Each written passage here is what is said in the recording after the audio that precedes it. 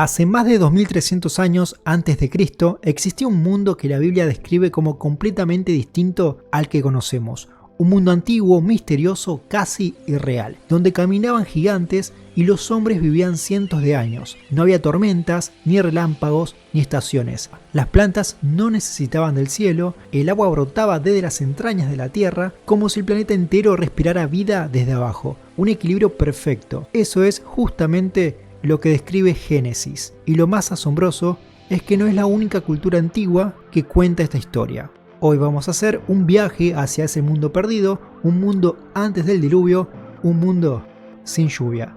Génesis capítulo 2, versículos 5 y 6. Encontramos uno de los pasajes más misteriosos de toda la Biblia. Aún no había en la tierra ningún arbusto del campo, ni había brotado hierba alguna, porque Dios, el Señor, no había hecho llover sobre la tierra, ni había nadie que la cultivara. No obstante, brotaba agua desde la tierra y regaba toda la superficie del suelo. Según este relato, no había cultivos ni agricultura todavía porque no llovía y no había humanos que sembraran. Sí había un sistema de riego natural, un tipo de niebla, vapor o fuente subterránea que mantenían húmeda la tierra. Era un sistema perfecto, sin ciclo de sequía ni exceso de agua. La tierra se autoabastecía sin necesidad de tormentas. Esta idea no es solo una curiosidad bíblica. Muchos estudiosos han debatido sobre este tema durante siglos. Uno de los más conocidos es Henry Morris, un ingeniero y teólogo cristiano, fundador del Instituto de Investigación de la Creación. En su libro The Genesis Record, Morris propuso la famosa teoría del conapi de vapor o techo de vapor. Según esta teoría, la Tierra antes del diluvio estaba cubierta por un dosel de vapor de agua, era como una cúpula o techo de vapor que rodeaba el planeta. Esta barrera mantenía el clima cálido y húmedo sin estaciones marcadas. El vapor en suspensión podría haber aumentado la presión atmosférica. Algunos proponen que esto eleva los niveles de oxígeno disuelto en el aire. Esto explicaría fósiles de insectos gigantes o animales enormes del pasado. También esta teoría habla de una protección contra la radiación solar dañina. El vapor de agua habría filtrado los rayos UV responsables de daños en el ADN. Esto podría justificar por qué, según la Biblia, las personas vivían más de 900 años sin desarrollar tantas enfermedades degenerativas. Uno de estos ejemplos es el de Matusalén. En total, Matusalén vivió 969 años y murió. Esta teoría daría lugar también a un clima uniforme en todo el planeta. No habría desierto ni zonas polares congeladas. Sería una especie de super invernadero global. Los polos tendrían un clima cálido similar al trópico y hasta la dieta humana seguía otras reglas diferentes a como las conocemos. Por ejemplo, en el mundo antediluviano, el ser humano no comía carne. Dios le dijo a Adán: yo les doy toda planta que da semillas sobre la faz de la tierra y todo árbol que da fruto con semilla. Esto les servirá de alimento. Su alimentación era otra completamente. Es recién después del diluvio cuando Dios establece un cambio radical en la nutrición humana. Ahora le dice a Noé en Génesis 9:3: todo lo que se mueve y tiene vida les será de alimento. Así como les di las plantas verdes, ahora les doy esto. Fue recién después del colapso del mundo original que el consumo de carne fue permitido, una señal que el cuerpo humano ya no era el mismo. Ahora bien, ¿qué dice la ciencia moderna sobre todo esto? Obviamente que la ciencia no valida la existencia literal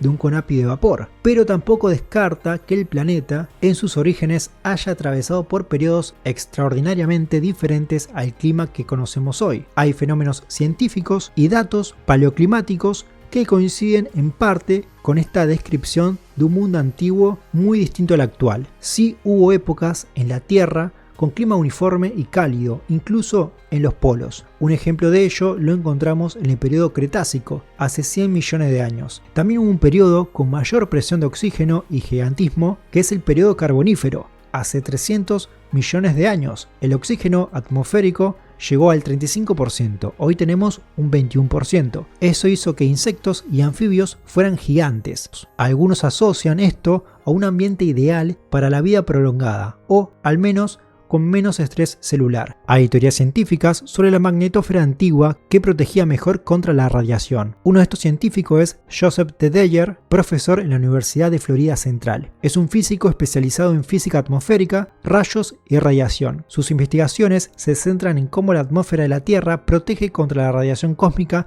y los rayos gamma. Cuanto más densa o húmeda es la atmósfera, mayor absorbe la radiación. Esto coincide con la idea creacionista de que un mundo más protegido evitaría mutaciones genéticas o envejecimiento acelerado. Otro científico, Robert Brown, es un geofísico y estudia el campo magnético antiguo de la Tierra. Ha trabajado en estudios sobre la reversión de los polos magnéticos y la protección contra la radiación solar en épocas antiguas. Según sus investigaciones, el campo magnético terrestre actual desvía la radiación solar dañina y los rayos cósmicos. En el pasado, el campo magnético pudo haber sido más fuerte en ciertos periodos, lo que significa mayor protección contra la radiación cósmica. ¿Y entonces cómo se relaciona esto con el CONAPI? Aunque no habla de un dosel de vapor, sugiere que hubo épocas en la historia de la Tierra donde los niveles de radiación eran más bajos por un campo magnético más fuerte o por variaciones en la atmósfera. Esto encaja parcialmente con la idea bíblica de un mundo más protegido antes del diluvio. Entonces, aunque la ciencia no respalde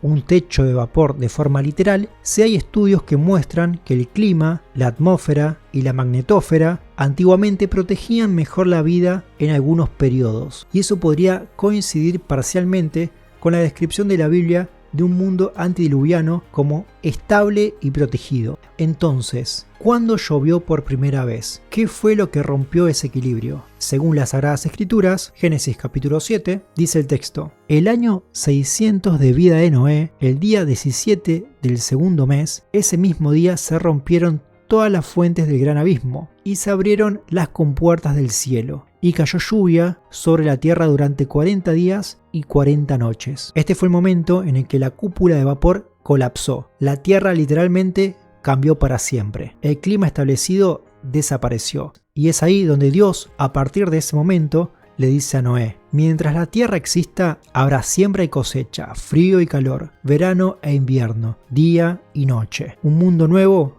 había comenzado. Entonces dijo el Señor: mi espíritu no permanecerá para siempre en el ser humano, porque no es más que un mortal. Por lo tanto, no vivirá más de 120 años. Adiós a largos años de vida. Lo sorprendente es que esta idea no es exclusiva del Génesis. En culturas de todo el mundo, de Sumeria a la India, de Mesoamérica a China, se habla de una humanidad antigua que vivía cientos, incluso miles de años, de hombres gigantes, reyes eternos, edades doradas, todo antes de un gran cataclismo de agua. Sumeria, floreciendo hacia el 4500 a.C., en Mesopotamia, en la lista real sumeria, los primeros reyes antediluvianos reinaban durante decenas de miles de años. Alulim reinó 28.000 años, Al-Algar 36.000 años. Pero algo cambió. El diluvio, descrito luego en la epopeya de Gilgamesh, marcó el fin de esa era. Los reinados posteriores se reducieron drásticamente y la humanidad nunca volvió a ser la misma. India, los Vedas y el sabio Manú. Los textos sagrados hindúes, como el Satapatha Brahmana, narran una historia similar. En el Satya Yuga, los humanos vivían hasta 100.000 años